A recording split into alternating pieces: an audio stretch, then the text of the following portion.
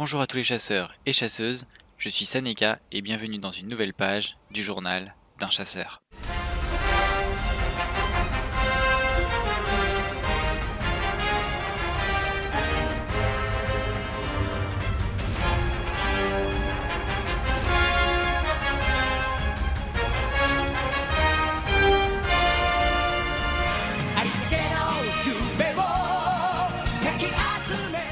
Pour commencer, je vais pas parler de un anime qui m'a marqué, mais de trois. Naruto, Dragon Ball et One Piece. Ces trois animes m'ont marqué pour quelle raison? Parce qu'en fait, ce sont des animes d'enfance. C'est-à-dire qu'à l'époque où les animes étaient encore considérés pour les enfants, il y avait trois teams qui se battaient, la team Naruto, la team Dragon Ball et la team One Piece. Ces trois animes avaient une histoire totalement différente, mais on arrivait tous facilement à s'identifier aux personnages qui essayaient tous de réaliser leurs rêves. Dans Naruto, Naruto il essayait de devenir le Hokage. Dans Dragon Ball, Goku il essayait d'avoir les boules de cristal pour réaliser un rêve. Et dans One Piece, Luffy il essayait de devenir le roi des pirates. Bon, moi, comme vous vous en doutez, j'étais team Naruto, hein. Je voulais être un ninja, hein. J'essayais pas de compenser un petit manque en essayant de faire des boules géantes avec mes pouvoirs ou en utilisant mes pouvoirs élastiques.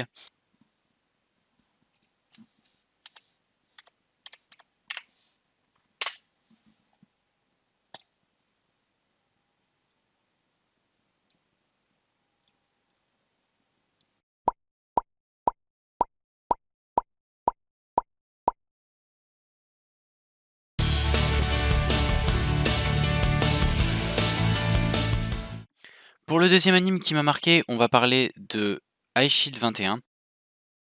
J'ai beaucoup hésité entre High Shield 21 et Kuroko's Basket. Je voulais absolument placer un anime de sport en fait dans ce top, mais je vais encore donner l'excuse entre guillemets de l'anime d'enfance. Je me revois quand j'étais petit, m'imaginer être Senna, le personnage principal, et faire des allers-retours dans mon couloir, à courir comme un dératé en faisant croire que j'étais Senna. Voilà. Donc pour la petite histoire, hein, c'est Senna qui va devenir le plus grand joueur de football américain, du moins le plus grand running back.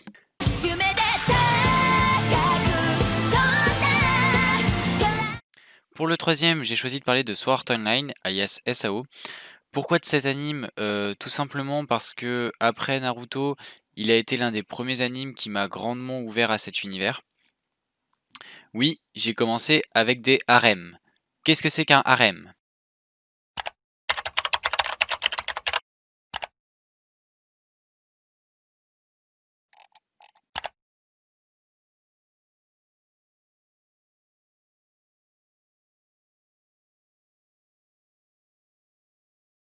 OK.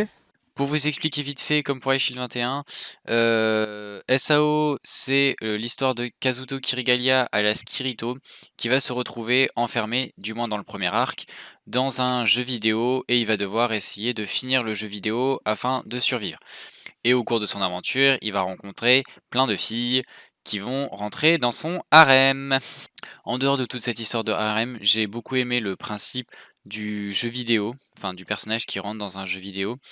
Que ce soit, pour le premier arc, même pour le deuxième et encore plus pour le dernier qui a vraiment été incroyable. L'arc Alicization pour moi a vraiment été, un super arc. Alicization et War of Underworld, ça a été des super arcs, je vous le conseille vraiment.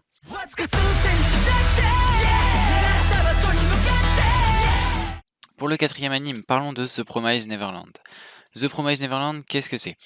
Ben, pour ceux qui connaissent Attack on Titan, le principe où l'homme a un prédateur, The Promised Neverland, c'est la même chose, mais avec des enfants. Pourquoi j'ai décidé de parler de celui-là et pas de Attack on Titan? Tout simplement parce que Attack on Titan est beaucoup plus connu que The Promised Neverland, et que j'avoue, j'ai un petit penchant pour l'histoire de The Promised Neverland, où là, vraiment, les enfants ont vraiment beaucoup de mal à se défendre contre les créatures qui essayent de les manger, entre guillemets. Pour l'instant, on n'a que la première saison qui est sortie en anime, tout le reste est pour l'instant seulement en manga. Et dans cette première saison, on les suit justement qu'ils essayent de s'enfuir de ce qu'ils peuvent appeler une sorte de ferme dans laquelle ils sont enfermés. Personnellement, j'aime vraiment beaucoup l'approche qu'ils ont eue sur le côté, du coup, l'humain a un prédateur plus puissant que nous ne sommes plus au sommet de la chaîne alimentaire. Et ce principe-là, je l'ai vraiment beaucoup aimé et il a été très, très bien représenté dans The Promised Neverland. C'est un anime qui arrive à être très facilement angoissant, alors que pourtant il n'est pas si effrayant.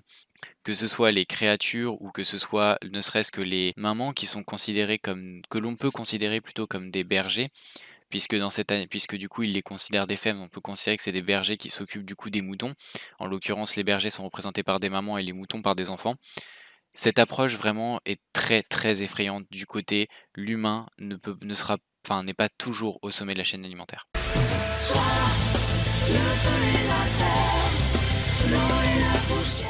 Continuons avec le sixième, et pour le sixième, j'ai choisi Wakfu.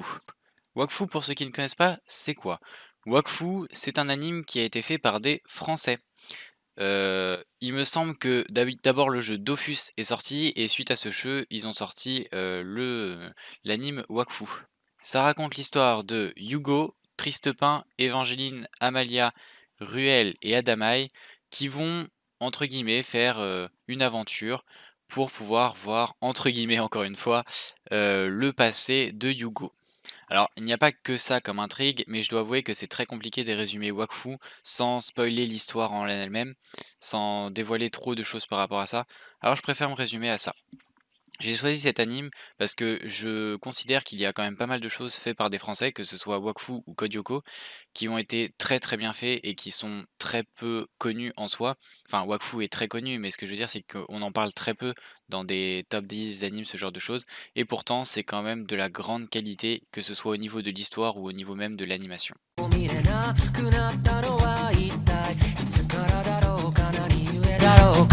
Et maintenant, on est à la moitié, on est au cinquième, et là on entame du lourd. On avait déjà du lourd avant, mais là on passe encore un cran. On va passer cette fois-ci à des films d'animation, à un film d'animation japonais, Your Name. Et oui, pour notre cinquième place, on avait le film qui jusqu'à présent était le troisième meilleur film au Japon, Your Name ou Kimi no Na wa en japonais. Alors, qu'est-ce que c'est? Pour faire un petit résumé de l'anime, du film, c'est deux personnes qui sont un gars et une fille qui vont échanger de corps de temps en temps, comme ça. Un coup, le gars va se retrouver dans le corps de la fille et un coup, la fille va se retrouver dans le corps du gars. Et ils vont créer une sorte de relation amicale. Et une grande partie de l'histoire va se concentrer sur ça. Alors clairement, Your Name pour moi c'est un chef-d'œuvre. Au niveau de l'animation japonaise, des films d'animation japonais, il fait partie de mes préférés et de loin. L'histoire, les musiques, il y a absolument tout dans ce film qui est travaillé et excellent. Et vraiment, si vous voulez regarder un film d'animation japonais, il y en a des dizaines qu'on pourrait vous conseiller, mais Your Name est l'un des plus récents qu'il faut absolument regarder. Bon, il faut que je vous avoue un secret, il semblerait que je ne sache compter que jusqu'à 5, puisqu'à partir de maintenant, je vais compter dans l'autre sens. Du coup, je suis disponible pour tous ceux qui sont prêts à me donner des cours de comptage. Oui, de comptage.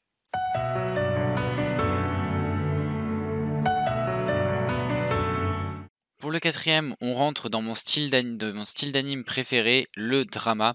Et pour celui-là, on va parler d'Angel Beats. Angel Beats, alors là, j'ai beaucoup trop de choses à dire, donc il va falloir que je fasse très court parce que je me connais. C'est pour moi l'un des dramas qui a vraiment failli le plus me faire pleurer parmi tous ceux que j'ai déjà vus. Et je peux vous dire que j'en ai vu.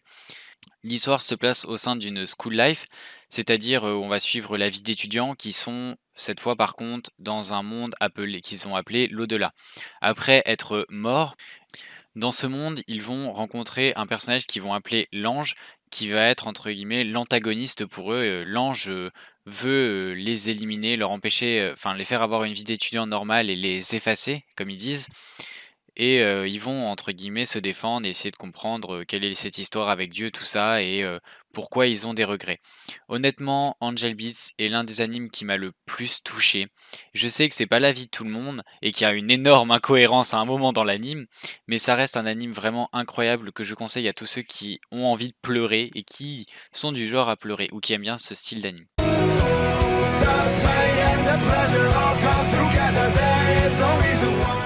On est cette fois-ci dans les trois derniers et pour le troisième, l'anime sera Nanatsu no Taizai. Qu'est-ce que Nanatsu no Taizai? Eh bien clairement pour moi c'est un des animes qui a les meilleures romances que j'ai vues. D'accord, dans une de ces romances, il y a ce personnage-là. Mais attendez! Non, pas encore! On suit l'histoire de Elisabeth qui, après que son royaume ait été contrôlé par de mauvaises personnes, va se partir à la recherche des Nanatsu no Taizai ou Seven Deadly Sins en anglais ou les 7 péchés capitaux en français pour essayer, de protéger son royaume du coup contre les mauvaises personnes. Voilà, clairement, c'est un anime que j'aime beaucoup par rapport déjà à son histoire qui est très bien travaillée, hein. Encore une fois, il y a une très belle histoire, l'animation est aussi très, très belle et clairement, c'est les romances dans cet anime parce qu'il y en a pas qu'une, il y en a plusieurs et moi je l'ai regardé une grande partie pour savoir la suite de ces romances parce qu'à chaque fois qu'on en regarde une, on est là en mode: «Putain, mais comment ça va se finir? Qu'est-ce qu'ils vont faire pour que ça se passe comme ça doit se passer?» Et vraiment c'est incroyable. Je vous le conseille aussi énormément cet anime.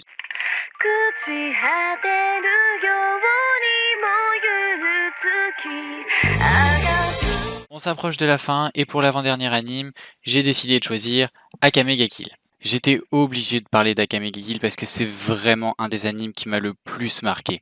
J'ai regardé plusieurs fois l'anime, j'ai lu plusieurs fois les mangas, j'ai acheté le préquel des mangas, j'ai acheté la suite des mangas.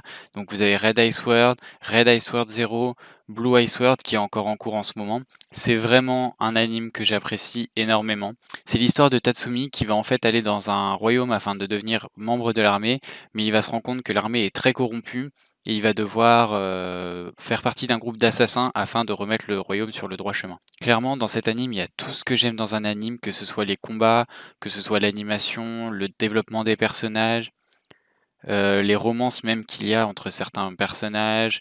Il y a vraiment plein d'aspects dans cet anime qui sont vraiment géniaux et c'est pour ça que moi, c'est un des animes que je vous conseillerais le plus.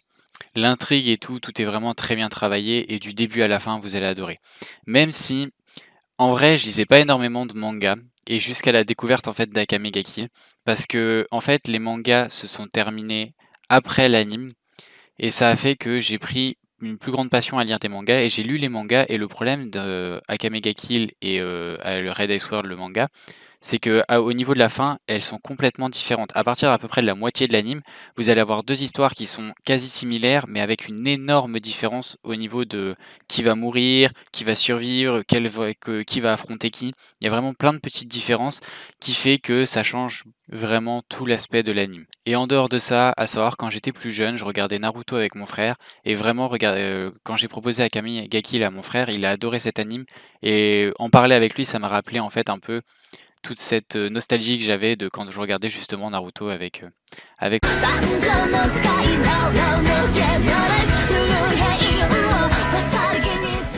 et enfin, le meilleur pour la fin, notre tout dernier anime. En fait, j'ai complètement triché. En dernier anime, j'ai voulu choisir un type d'anime. J'ai choisi le type Isekai. Pourquoi j'ai choisi un type d'anime et pas un anime en particulier? Tout simplement parce qu'il y a tellement, mais tellement d'isekai que j'adore que je ne pouvais pas choisir en fait un seul et je sais que je vais faire des vidéos parlant de tel ou tel anime précisément. Donc je me suis dit, je voulais juste vous parler d'un type d'anime. Ce serait plus simple que de vous parler de vous parler d'un team que vous parlez de plusieurs animes. Je pourrais très bien vous parler de Tensei Shitara Slime d'Attacken, de ReZero, de Kenja no Mago, de Konosuba, de Isekai Shit Magician, de Infinite Dendrogram, de Hachinante.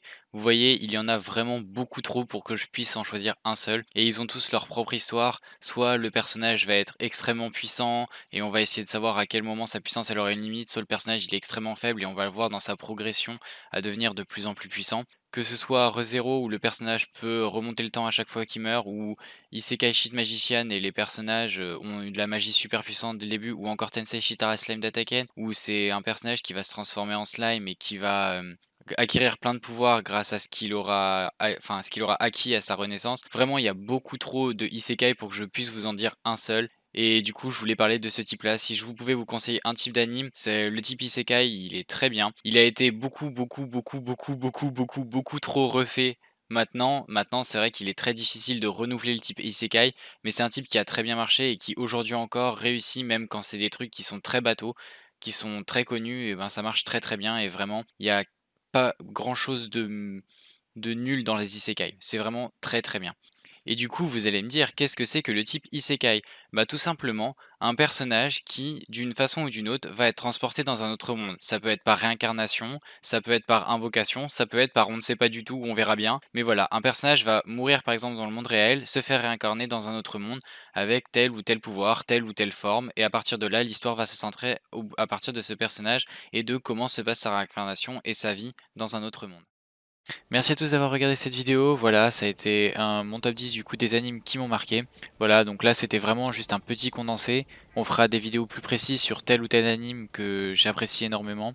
Donc voilà, merci d'avoir regardé et je souhaite à tous les chasseurs et chasseuses qui regardent cette vidéo une très bonne chasse et à la prochaine pour une nouvelle page du journal d'un chasseur.